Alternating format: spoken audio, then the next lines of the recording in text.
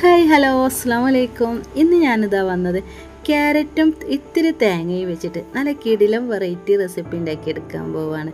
വളരെ എളുപ്പത്തിൽ ആർക്കും ഉണ്ടാക്കിയെടുക്കാൻ പറ്റിയ ഈ റെസിപ്പി എല്ലാവർക്കും ഇഷ്ടപ്പെടും. ഒരു വട്ടം ഇതുപോലെ ഉണ്ടാക്കിയാൽ വീണ്ടും വീണ്ടും ഉണ്ടാക്കി നോക്കും. അപ്പോൾ ഒന്ന് കണ്ടു നോക്കിയാലോ.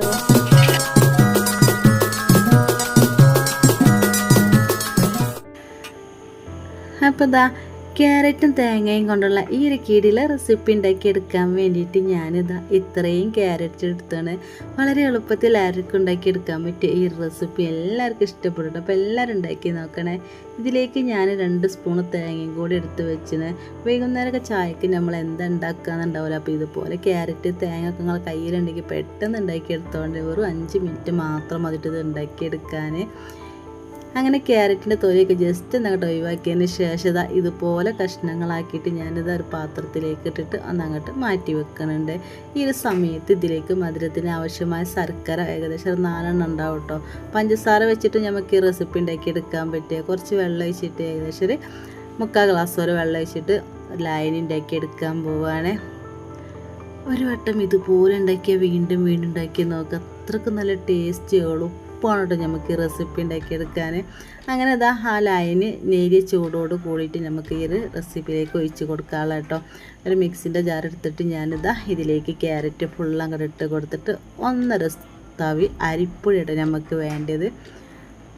ഈ പച്ചരി വെച്ചിട്ട് നമുക്ക് റെസിപ്പി ഉണ്ടാക്കിയെടുക്കാൻ പറ്റിയ ഒരു പച്ചരി 2-3 മണിക്കൂർ മുന്നേ വെള്ളത്തിലിട്ടിട്ട് കുതിർത്തിട്ട് അരച്ചിട്ട് ഇതിൻ്റെ കൂടെ ചേർത്ത് കൊടുത്താലും മതിട്ട് ഈ ഒരു അരിപ്പൊടിൻ്റെ പകരത്തിന്. പിന്നെ നമ്മൾ നേരത്തെ ലൈൻ ഉണ്ടാക്കി വെച്ച് ആ ഒരു ശർക്കര വെള്ളം ചെറിയ ചൂടോട് കൂടിയിട്ട് ഇതിലേക്ക് ഒഴിച്ച് കൊടുക്കുകയാണ്.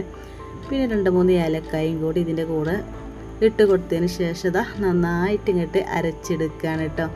അങ്ങനെ നന്നായിട്ട് അരച്ചെടുത്തതിന് ശേഷം നമ്മൾ നേരത്തെ എടുത്ത് വെച്ച് തേങ്ങ ഈ ഒരു സമയത്തോട്ട് ഇതിലേക്ക് ചേർത്ത് കൊടുക്കേണ്ടത്. 2 സ്പൂൺ തേങ്ങ ചേർത്ത് കൊടുക്കുന്നത്. പിന്നെ ഒരു തവി ഗോതമ്പ് പൊടിയും കൂടി ഇതിലേക്ക് ഇട്ട് കൊടുക്കുന്നുണ്ട്. ഗോതമ്പ് പൊടി നിങ്ങളെ കയ്യിലില്ലെങ്കിൽ മൈദപ്പൊടി ആയാലും പ്രശ്നമല്ല കേട്ടോ. ഇനി ജസ്റ്റ് ഒരു കറക്കങ്ങോട്ട് കറക്കിയെടുക്കുകയാണ്. അങ്ങനെ ഈ ഒരു പാത്രത്തിലേക്ക് ഈ മാവ് ഒഴിച്ച് കൊടുക്കുകയാണ് കേട്ടോ. അധികം അങ്ങോട്ട് ലൂസ് ആവാനും പറ്റില്ല, അധികം അങ്ങോട്ട് ടൈറ്റ് ആവാനും പറ്റില്ല. ആ ഒരു രീതിയിലായിട്ട് നമുക്ക് മാവ് കിട്ടേണ്ടത്. ഇതുപോലെ ഇളക്കിയെടുത്തതിന് ശേഷം ഇതിലേക്ക് ഈ മധുരം അങ്ങോട്ട് ബാലൻസ് ചെയ്യാൻ വേണ്ടിയിട്ട് ഒരു നുള്ളു ഉപ്പിട്ട് കൊടുക്കുന്നുണ്ട്. പിന്നെ ഒരു നുള്ളു ബേക്കിംഗ് സോഡയും പിന്നെ നിങ്ങളെ കയ്യിൽ കറുത്തുള്ള കരിഞ്ചീരകമൊക്കെ ഉണ്ടല്ലോ, അതൊക്കെ ഉണ്ടെങ്കിൽ ഇതിലേക്ക് 1 സ്പൂൺ ഇട്ട് കൊടുക്കട്ടെ. ഇങ്ങോട്ട് ഇതുപോലെ നന്നായിട്ട് അങ്ങോട്ട് ഇളക്കി കൊടുക്കുകയാണേ. അങ്ങനെ 2 മിനിറ്റോളം ഇതുപോലെ നന്നായിട്ട് അങ്ങോട്ട് ഇളക്കി കൊടുക്കണേ. എന്നാലേ ഈ ഒരു സോഡാക്കാരും ഉപ്പൊക്കെ നന്നായിട്ട് ഇങ്ങോട്ട് മിസ്സാവുള്ളേ. ഇതുപോലെ ഇളക്കി കൊടുത്തതിന് ശേഷം ഈ ഒരു സമയത്ത് ഒരു ഉണ്ണിയപ്പച്ചട്ടി അടുപ്പത്ത് വെച്ചിരുന്നു കേട്ടോ. അതിന് കുറച്ച് ഓയിൽ ഇങ്ങനെ ഒഴിച്ച് കൊടുക്കുകയാണ്. അധികം ഓയിൽ കുടിക്കുക അങ്ങനെയൊന്നും ചെയ്യില്ല കേട്ടോ ഈ ഒരു പലഹാരത്തിന്. ഇനി ഇതിലേക്ക് ഞാൻ കുറേശ്ശെ മാവ് ഇങ്ങനെ ഒഴിച്ച് കൊടുക്കുകയാണ്. സൂപ്പർ ഉണ്ണിയപ്പം കേട്ടോ. ഈ ഒരു ക്യാരറ്റ് ഗോതമ്പ് പൊടി അരിപ്പൊടിയൊക്കെ ചേർന്നപ്പോൾ അപ്പോൾ ഉണ്ടാക്കി നോക്കാത്തവരുണ്ടെങ്കിൽ എന്തായാലും ഉണ്ടാക്കി നോക്കണേ. മക്കൾക്കൊക്കെ എന്തായാലും ഇഷ്ടപ്പെടും.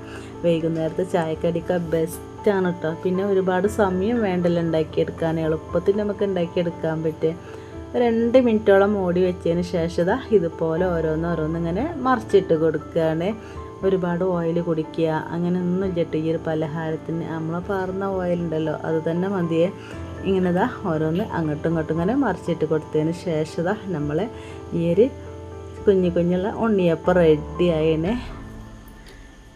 ഒരു വട്ടെങ്കിലും ഇതുപോലെ ഉണ്ടാക്കി നോക്കണം കേട്ടോ. ഒരു വെറൈറ്റി ടേസ്റ്റ് തന്നെയാണ് ഈ ക്യാരറ്റൊക്കെ ഇതിലേക്ക് ചെന്നപ്പോൾ. അപ്പോൾ എല്ലാവരും ഉണ്ടാക്കി നോക്കിയിട്ട് അഭിപ്രായങ്ങളൊക്കെ പറയണേ. അങ്ങനെ ഓരോന്ന് ഈ ഒരു സോഫ്റ്റുള്ള ഉണ്ണിയപ്പം ഇങ്ങനെ ഉണ്ടാക്കിയെടുക്കാണ് കേട്ടോ. നമ്മൾ പിന്നെ ഒഴിക്കുന്ന സമയത്ത് തീയൊന്ന് കൂട്ടി കൊടുക്കുക. പിന്നെ നമ്മൾ കുറച്ച് കൊടുക്കണം കേട്ടോ, അല്ലെങ്കിൽ ഇത് ഉള്ളൊക്കെ വേവാത്ത രീതിയിലാണ് നമുക്ക് കിട്ടുക. കുറേശ്ശെ ഇങ്ങനെ ഒഴിച്ച് കൊടുത്തിട്ട് അടുത്ത പ്രാവശ്യം ഈ ഒരു ഉണ്ണിയപ്പം ഇതുപോലെ തന്നെ റെഡി ആക്കിയെടുക്കുകയാണ്. ചെറുതായിട്ട് ഇങ്ങനെ നെരിച്ചിൽ വരുന്ന സമയത്താണ് ഇത് നമ്മളെടുത്ത് മാറ്റേണ്ടത്. അപ്പോൾ കണ്ടില്ലേ, നല്ല സൂപ്പറാണ്. എല്ലാവർക്കും ഇഷ്ടപ്പെടും എന്നുള്ള കാര്യം ഉറപ്പാണ്. അങ്ങനെ നമ്മൾ ഈ ഒരു കിടിലം ഉണ്ണിയപ്പം റെഡി ആയി. ഒരു വെറൈറ്റി ടേസ്റ്റിന് എല്ലാവരും ഉണ്ടാക്കി നോക്കണേ. ഇങ്ങനെയൊക്കെ ഉണ്ടാക്കി നോക്കിയിട്ട് അഭിപ്രായങ്ങളൊക്കെ നമ്മൾ കമൻറ്റ് ബോക്സിൽ അറിയിക്കണേ. അപ്പോൾ ഈ ഒരു വീഡിയോ നിങ്ങൾക്ക് ഇഷ്ടപ്പെട്ടിട്ടുണ്ടെങ്കിൽ ലൈക്ക് ചെയ്യാൻ മറക്കരുത് കേട്ടോ. പുതിയ കൂട്ടുകാർ കാണേണ്ടത് സബ്സ്ക്രൈബ് ചെയ്യാനും മറക്കരുത്. ഈ ഒരു സോഫ്റ്റുള്ള ഉണ്ണിയപ്പം എല്ലാവരും ഒരു വട്ടെങ്കിലും ഉണ്ടാക്കി നോക്കണം. വൈകുന്നേരത്തെ ചായക്കടിക്കട ഞാനിത് ഉണ്ടാക്കിയെടുത്തത്. അപ്പോൾ ഇന്നത്തെ വീഡിയോ ഇത്ര തന്നെ ഉള്ളൂ. ഇൻഷാ അല്ലാഹ് അടുത്ത വീഡിയോ ആയിട്ട് വരുന്നത് എല്ലാവരോടും അസ്സലാമു അലൈക്കും.